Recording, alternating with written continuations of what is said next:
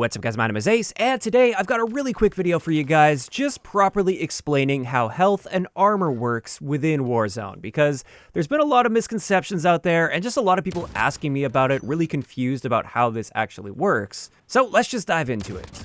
In Warzone, our health pool is exactly the same as multiplayer. It's 100 health, and that's the little white bar that you'll see below the blue bars. With this health pool, it behaves just like multiplayer. If you take damage from that health pool, but you manage to survive that situation, about 4.5 seconds later, you will automatically heal back up to 100 health again. So that part, super straightforward. I'm sure that's no surprise to anybody. Now let's get into armor. So we have those 3 armor bars, which signify an armor plate. And with this, each bar or plate will effectively give you an additional 50 health. So if you got 1 bar, you effectively have 150 health, 2 bars, 200 health, and then 3 bars, the maximum health amount that you can have in Warzone, is going to give you effectively 250 health. Now, if an armor plate is damaged and it's got less than 2/3 of its durability remaining, when you apply another armor plate, it will just fill up that particular armor bar to full. If, however, you take a very small amount of damage on that armor plate, where you still have more than 2/3 the durability of that armor plate, when you apply another armor plate on top of that, it will give you a full 50 health's worth there, rather than just filling up to the top of that 1 bar. So now for the part that causes probably the most amount of confusion.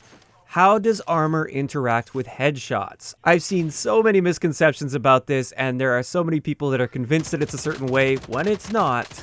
Armor does actually protect you from headshots. Even though you're not putting a helmet on or anything, you're only putting those armor plates in your vest. Armor applies to your entire body, including your head. So for the people saying that if you aim for their head, it will completely ignore their armor and you'll just be dealing damage to the health pool of that player, that is simply false. Now, having said this, if the enemy has armor and you're shooting them in the head, you are still dealing the full amount of headshot damage. It's just going to be taking away from the armor's health first and then your standard health.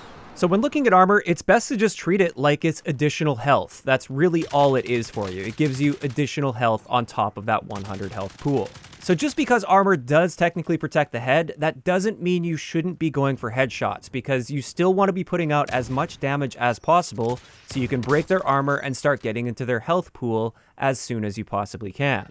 Additionally, something that's really important to point out here is with the AX50 and the HDR, they specifically boosted the headshot damage on these so that no matter what, it will always be a one-shot kill if you hit them in the head.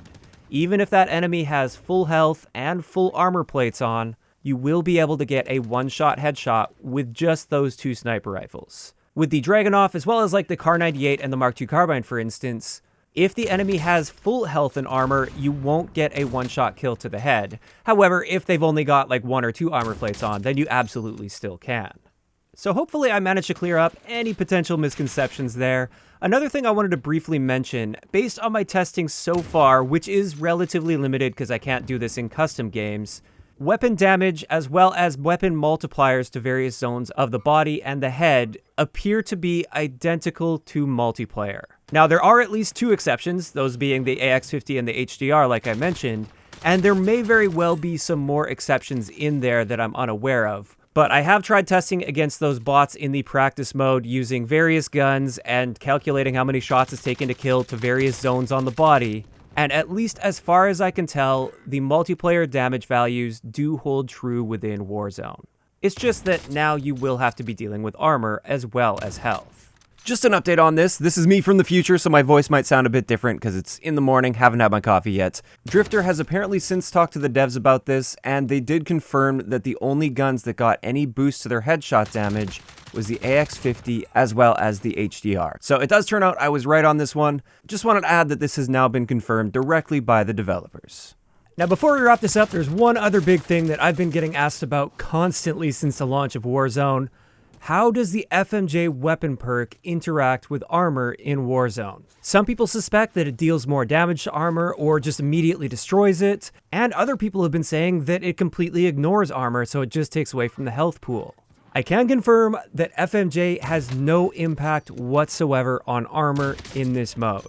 And that's a really good thing, because that would be so ridiculously overpowered it wouldn't even be funny. FMJ is completely useless against armor players. But with that, I'd like to know in the comments section below, what do you guys think about how they handle the armor in Warzone in its current state? Do you like the simplistic system where armor plates just essentially add health to your total pool, regardless of where the enemy is shooting you? Or do you think that they shouldn't protect the head and maybe we should have helmets instead that we could loot? Personally, I actually kind of like the simplicity of just having the armor plates and basically having that boost your health pool. It just keeps things relatively simple and also consistent feeling. When you're getting shot, if you've got those full armor plates, if they didn't protect your head from regular guns, I think that would lead to a lot of very jarring situations where you die in like literally 2 bullets to many of the guns in the game. And you'd be just scratching your head like, I've got full armor, how did that happen? I died instantly. So at least this will prevent those sorts of situations, and it also just keeps the focus on getting those armor plates and getting into the fight. You're not going to spend as much time looking for that perfect helmet to use. You just have the plates and you go from there. But that's just my opinion though. Of course, I want to know what you guys think in the comment section down below. If you enjoyed the video, a like rating is always appreciated, and don't forget to subscribe for more if you haven't already. I'll talk to you guys next time.